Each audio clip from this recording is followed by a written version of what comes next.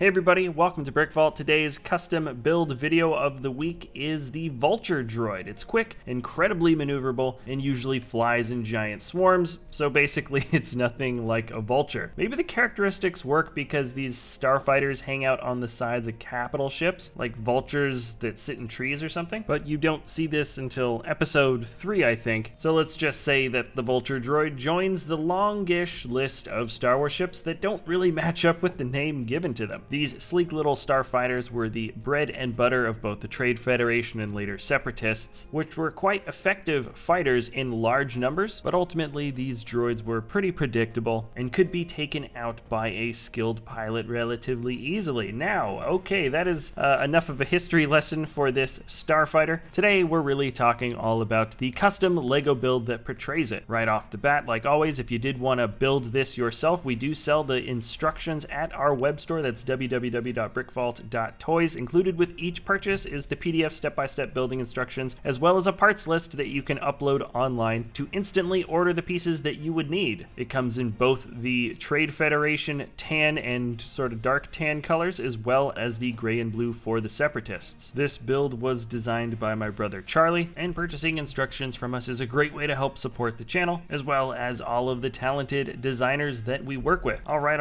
now let's get into the design itself. Getting into the history of the Lego Vulture Droid, it has appeared in a ton of sets throughout the years, and in the beginning Lego actually made it pretty small, roughly 75% of what its normal minifig scale would be, and they also darkened it down, which I found kind of interesting. They are the same color as regular battle droids, so they should be tan, but for a while they were portrayed as a bit small and also built in the reddish brown. Later the build got a bit bigger to regular fig size, but was still heavily reliant on sticker detailing, which is something we really try to avoid here. And after getting tons of submissions to the web store for this particular design, and essentially kind of seeing relatively small changes to what already comes from Lego sets, my brother decided to tackle this build on his own and approach certain aspects of the Vulture Droid with a different building technique that you don't normally see. Namely, the head has been built completely brick built, where it's not reliant on stickers to get those red eyes. The main shape of the body is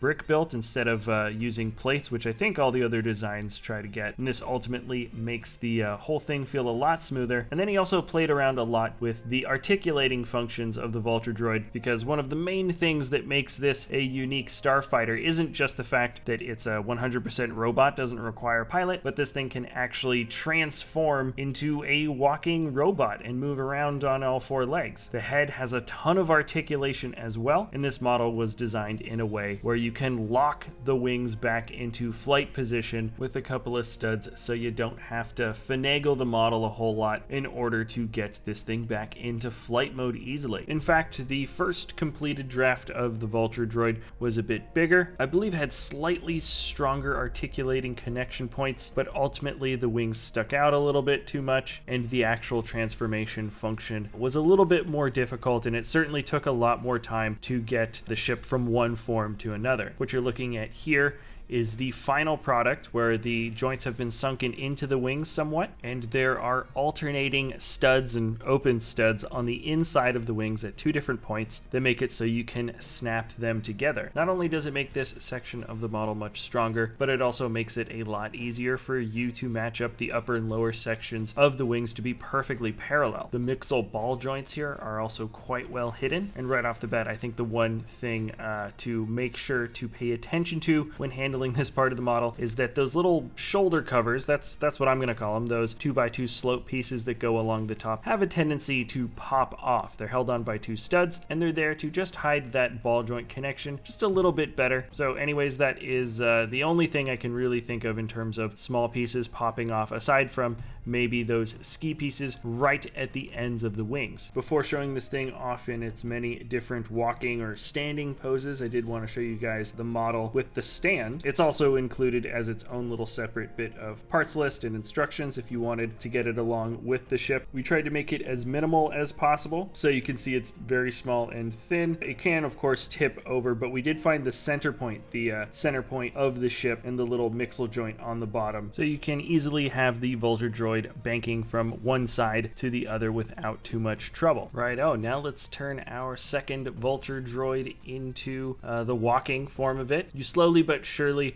move both legs a little bit at a time, piece by piece, until you turn the disc of the body relatively flat, and then you can also articulate the head upwards. Because each of these legs or wing tips is attached by two different mixel ball joints, there's plenty of friction, and at no point do the legs feel weak or flimsy or like they're gonna fall out of place. Once you've posed this guy into any position, he's not going to be moving in any way, shape, or form. In fact, he's pretty easy to even slide along the ground on top of those tiny little ski pieces. The same 2 points of articulation exist for the head / neck area as well, so you can lift it all the way up and out. You can tilt the head to the side. And then there is something I forgot to mention earlier, but the Vulture Droid does also have a attack position. The wings do split apart just a little bit. From what I can tell, at least from this one scene from episode 3, it looks like they can fire missiles a little bit easier this way, and it takes a little bit more time to get the wings perfectly parallel and uniform on both sides, but you can absolutely get the Vulture Droid into its more spread out attack position. Now, to knock out a few more little details, this is what the underside of the Vulture looks like. Those two 1x10 plates are what keep that brick-built body together, structurally speaking, and then of course you've pretty much already seen most of what the top surface area of the Vulture Droid looks like, and now we're switching over to the different colors. This is the Separatist color variant. If you go back and take a close look at the detailing from both episode 3 and the Clone Wars, the actual paint job on a Vulture Droid is relatively intricate. My brother went with adding some of those dark bluish gray highlights streaking across the side sort of diagonally, and ultimately this color combo here is somewhat of a combination of something you might see from episode 3 and the Clone Wars sort of combined, so it's somewhat of a creative liberty. And with that, I'd say that is just about everything I'd like to talk about for the Vulture Droid. Let me know what you guys think about this model in the comments section below, and also what types of mocks you'd like to see us building in the future. Remember, you can always get the building instructions for this at our web store. That's www.brickvault.toys. And if you enjoy our content, you can always like or subscribe, and we'll see you next time